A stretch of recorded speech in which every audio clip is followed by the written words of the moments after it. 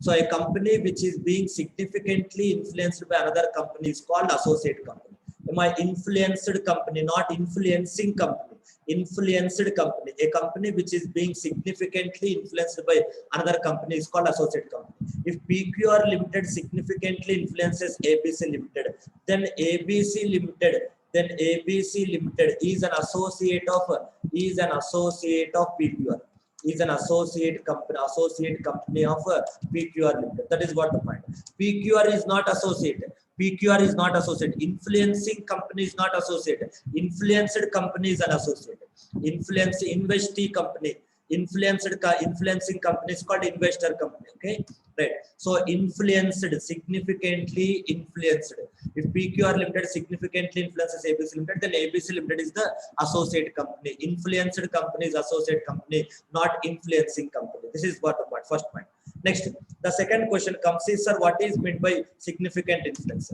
What is meant by significant? If you are saying a company which is being significantly influenced is an associate company, then what is meant by significant influence? Okay, so how one company can significantly influence the another company, influence another company. Okay, another company. Or you can say, what is meant by significant influence? What is meant by significant influence? What is meant by significant influence? Okay, how one company can significantly influence another company, or what is meant by significant influence? Two ways. Okay, so here we'll discuss it. One company, a company can significantly influence another company, another company either by two ways. There are two ways. So first way, controlling at least 20%, controlling at least 20% of total voting power. Controlling at least 20% of total voting power. It is a voting power not based on share capital. It is a voting power not based on share capital. Okay, so controlling at least 20% of total voting power. If the preference dividend is in arrears for 2 years, if the dividend on preference shares is not paid for 2 years, then preference shares also will get voting rights. So in that case, we have to calculate both equity and preference into 20%. Total voting power, whether the voting power of the equity shareholders or whether the voting power of the preference shareholders, it doesn't matter. Total voting power, controlling at least 20% of total voting power. Controlling at least 20% of total voting power. Okay, right. Next, so another point is that controlling the business decisions. Controlling the business decisions under an agreement. Controlling the business decisions under an agreement, or participation in business decisions, under an agreement, or participation in business decisions under an agreement. Now be careful, this may be an MCQ question also. This may be very important MCQ question also. A company can significantly influence another company either by controlling at least 20% of total voting power, or controlling the business decisions under an agreement, or participation in business decisions under an agreement. Okay, that is what the point. These are the three different ways of significantly influencing another company. Three different ways of significantly influencing another company. So here the first point, if you see, controlling, not holding the share cap, not holding the shares. It is not that you hold 20% of paid up share capital. No, controlling. That means indirectly also. So if ABC Limited gives money to PQR and PQR invests in DF, it is nothing but ABC is investing in DF. Controlling as a beneficial owner also, need not be legal owner, as a beneficial owner also. At the same, whether the 20% voting power is in our name or not, that may be in our relatives' name, that may be in our some other's name, but you are controlling. We are controlling. So therefore, it is called as controlling, not holding at least 20% voting power. Controlling. So the shares may not be legally in our name. The shares may be the name of somebody else, but maybe our relatives' names, our friends' names, etc. But still, we are controlling. Controlling at least 20% of total voting power. So this voting power is maybe voting power given to equity shares, or maybe voting power given to preference shares. Who is exercising that voting power is irrelevant. Who is exercising the voting power is irrelevant. Entire total voting power of the company to 20%. This is one way, this is one method. Okay, controlling at least 20% of the total voting power. And there are another two methods also: controlling the business decisions under an agreement, or participation in business decisions under an agreement, or participations in business decisions under an agreement. Okay, either control or participation or voting power. So this is the way how one company can significantly influence another company. Now, for this 20% we'll discuss. For counting this 20%, at least 20% we'll see. For counting the 20%, the shares held in a fiduciary capacity, shall not be considered. The shares held in a fiduciary capacity shall not be considered. The shares held in a fiduciary capacity shall not be considered. For counting the 20% the shares held in a fiduciary capacity shall not be counted. Okay. So here we have to see what is meant by holding shares in a fiduciary capacity. What is meant by holding shares in a fiduciary capacity? Look at it. So we'll take a brief example of a mutual fund. Or other any collective investment scheme. So the generic name given to that is collective investment scheme. Okay. So I'll take any collective investment scheme. Say for example A, B, C. So these three people has given money to Mr. D. Say this D is a mutual fund, or you can take a collective investment scheme, etc.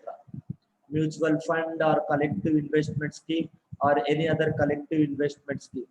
Collective investment scheme. What is that? So we are collecting the money, we are pooling the money, and then we are investing the money. Any other collective investment scheme.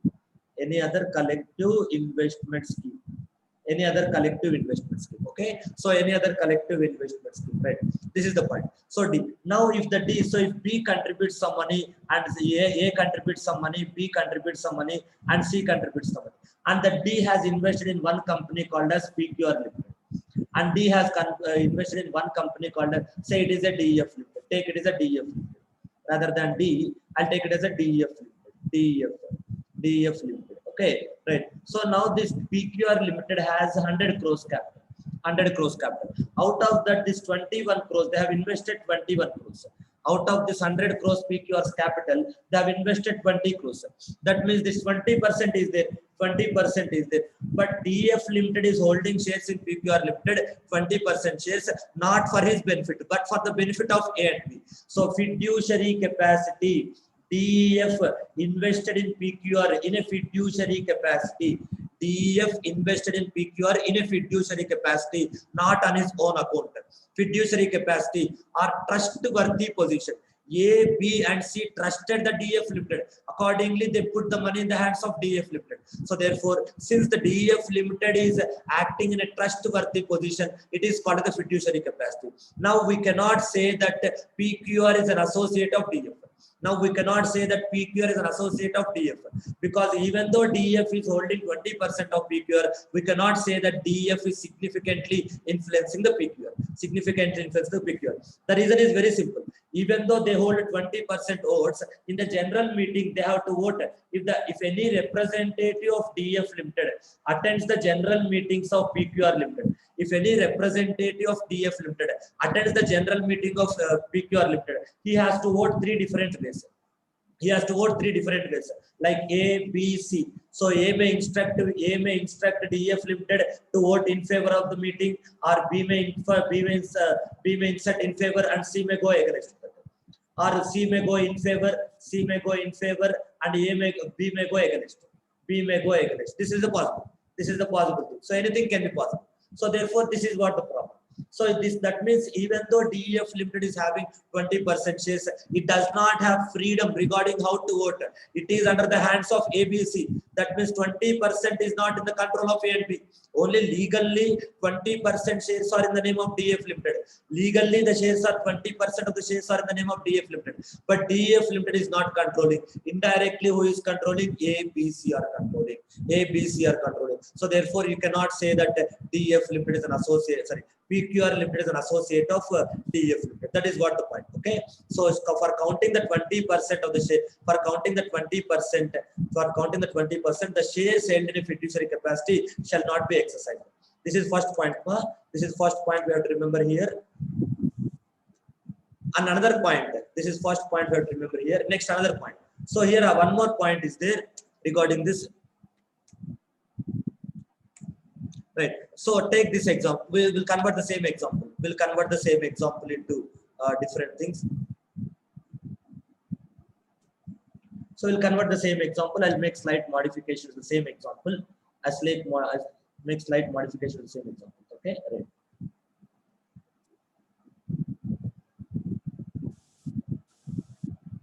So take the same example. DEF Limited, and PQR Limited. DEF Limited and PQR Limited. Now DEF Limited is holding 54% shares. 54% shares of PQR Limited. DEF Limited is holding 54%.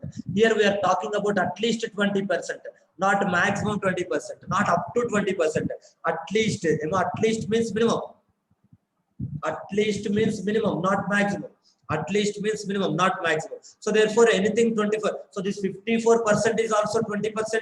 At least 20% is satisfied, but still it cannot be called as an associate company. It is not called as an associate company because now since it is more than 50%, it will become a subsidiary company. It will become a subsidiary company. Even though more than 50% is a significant influence only. It is a significant influence only because anything more than 20% is a significant influence. It is a significant influence, but still it crosses the more than 50%. It is treated as a subsidiary company. It is treated as a subsidiary company, not an associate company. Not an associate company. So therefore, next point is if the voting power held, if the voting power held exceeds 50%, if the voting power held exceeds 50%, then the other company can be called as a, then the other company is treated as a subsidiary. Then the other company is treated as a subsidiary. Then the other company is treated as a subsidiary, not an associate. Not an associate. That means if a company is covered, in other words, if a company is covered under the definition of subsidiary company, it can't be covered under the definition of associate company. Okay, so it is mutually exclusive. If a company is covered under, the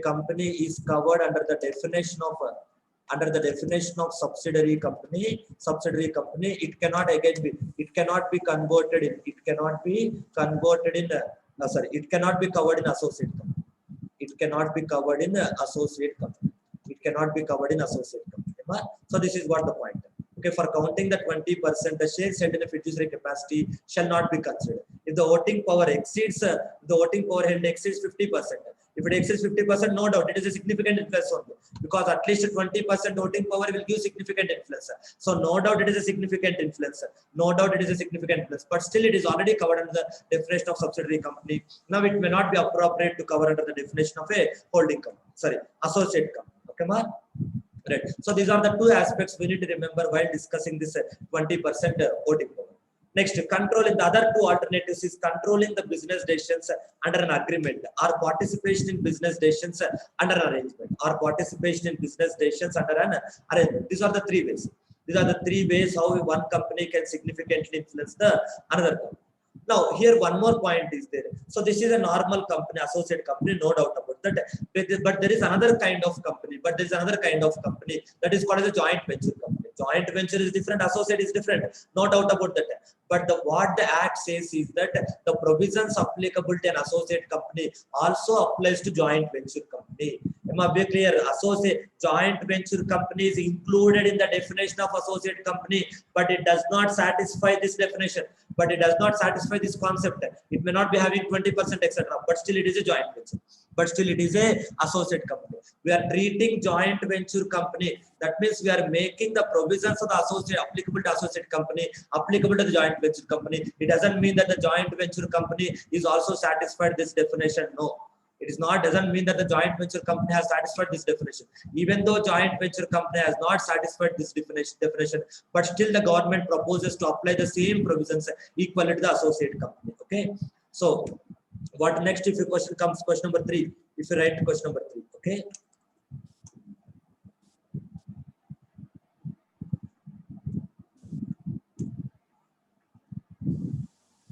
Question number 3. Okay, what are the other types of company? What is the other type of company? So to which companies the provisions relating to associate company applies? To which companies the provisions of Companies Act The provisions relating to associate company applies. To which companies the provisions relating to associate company applies? This is the third question. So if you ask this question, so the provisions of Companies Act, 2013, the provisions relating to associate company, also applies to joint venture company. Irrespective of the voting power.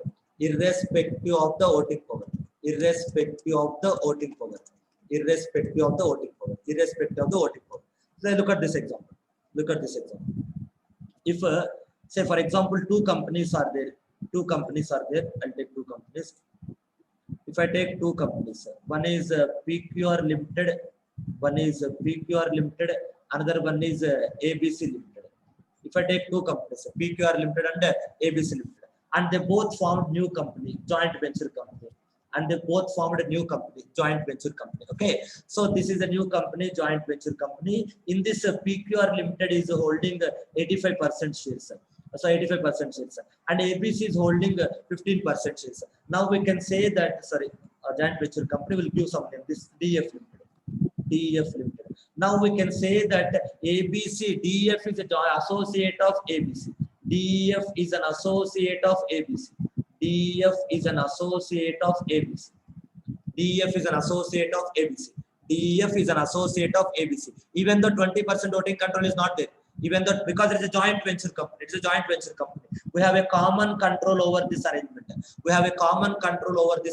Okay, so therefore, even though the stake is less than 20%, still we can treat this DF as an associate of ABC. Okay, so that is the point. So joint venture company, it is irrespective of the total voting power. So here we should understand, sir, what is meant by joint venture company. And where it applies.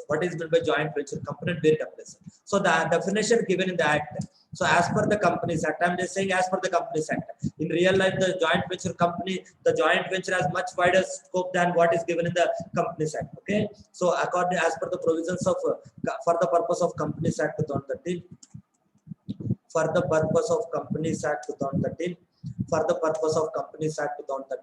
joint venture refers to an arrangement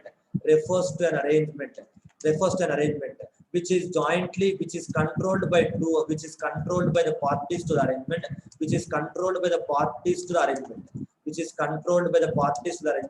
and also has a share on the net assets of the arrangement. So this is what joint venture definition. For the purpose of Companies Act, this is the definition.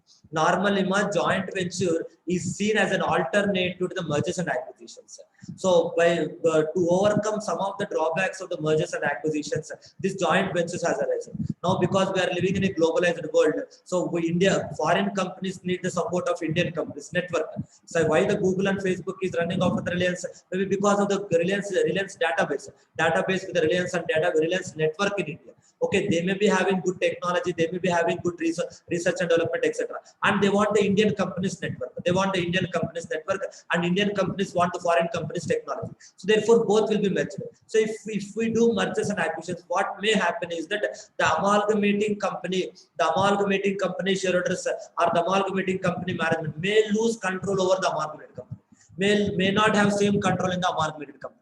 That is what the problem. So therefore, what we want is rather than giving up our control, rather than selling the entire company, or rather than buying the entire company, whatever we want from that company, we'll take only that company. I have this skill and you have that skill. Both skills will be combined and will form a new company. My separate business will be there. My business will be there, say petrochemicals, that will be separately run, and you have search engine business, Google, that will be separately run. Both will be joined hands to only to the extent of zero. As simple as that. I am not clubbing my entire business with you, and you are not clubbing your entire business with me. Some portion of my skill is dumped into one company, and some portion of your skill is dumped into the same company. Both will form a joint venture. So both will form a joint venture. Right. So look at this. Rather than merging completely, joint venture can be seen as an alternative to the mergers. Say, for example, Indian company is there. Their core asset, we have a network or database, and foreign company is there. They may have a technology. they may have a technology, foreign companies there, both they may have a technology, they will start a joint venture company and they will dump this tech network and this technology into this joint venture company. Both they will be dumped into both. So my business will be separated. Only the network I am giving the contact details, that's it. Say for example, ICICI Bank. ICICI Bank is doing its own business, banking business. Apart from that, the banking customers network will be utilized for ICICI Prudential, for ICICI Prudential, for ICICI Prudential. Okay, this is what the point. So now now recent joint venture, if you can see Tech Mahindra and Ford Motors companies. There is also a joint venture. Mahindra is doing its own business. Apart from that, some skills are dumped into this joint venture business. And this foreign company, they are doing separate business. Their foreign business, they will separate. Only some of their skills will be dumped in here and will form a new company. This is a joint venture company. In that case, we will not lose our entire business. At the same time, we will not lose our independent identity. We have our own business, and this company will not lose your own identity. They will contain their independent identity. At the same time, they can club their hands. But they can be run as two different companies. At the same time, they can run a new company also. We don't need to close the existing companies. Therefore, in a business strategy, in a business growth strategy, joint ventures can be seen as an alternative to the mergers and acquisitions. Okay, this is what the point. Joint ventures can be seen as an alternative to the mergers and acquisitions. Okay, that is what the point. Okay, right.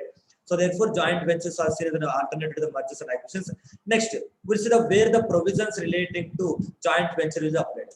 So, sorry, where the provisions relating to associate companies apply. Whatever the provisions we are discussing related to associate companies, where they apply. Okay, applicability of associate company definition. Applicability of associate or relevancy of associate company. Applicability, or you can say relevancy, or you can say relevancy of associate company definition. Relevancy of associate company definition. Applicability of associate company or relevancy of associate company definition. Okay, that is what the point. Applicability of associate company or relevance of associate company definition. This will see. Okay, right. So first point, related parties. The associate company definition. Associate company definition. Associate company definition. Associate company definition is relevant to determine the related party transactions. To determine the related party definition. Is relevant to determine the related party relationships. Related party relationships. Because associate company is covered within the definition of related party. This is because associate company is covered under the definition of related party. Is covered under the definition of related party. Okay, so associate company is covered under the definition of related party. First point. Next, second point is that associate company. So every company within 60 days of completing the annual general meeting, they have to file an annual return with the ROC. Every company has to file one document called as annual return. In that annual return, associate company, the details has to be mentioned. Okay, so for mentioning the details, annual return shall contain the details of associate company. Annual return shall contain the details of associate company. Annual return shall contain the details of associate company. Annual return shall contain the details of associate company. This is the second point. And next point. So there is a concept in the previous class we have discussed holding and subsidiary companies. Holding companies investing more than 50% in subsidiary companies. Right here, the problem is when the holding company invests more than 50% in the subsidiary, the holding company has to prepare two sets of financial statements. That is standalone financial statements and consolidated financial statements. That means financial statements of holding company alone and the financial statements of holding company together with the subsidiary. That is consolidated financial statement. Okay, so for preparing the consolidated financial statements, we have to apply the definition of associate company. Okay, right. Next, associate company definition. Associate company definition is associate company financial shall be consolidated for the purpose of consolidation of financial statements. Okay, associate company financial statements shall also be included in the consolidated financial statements. Shall also be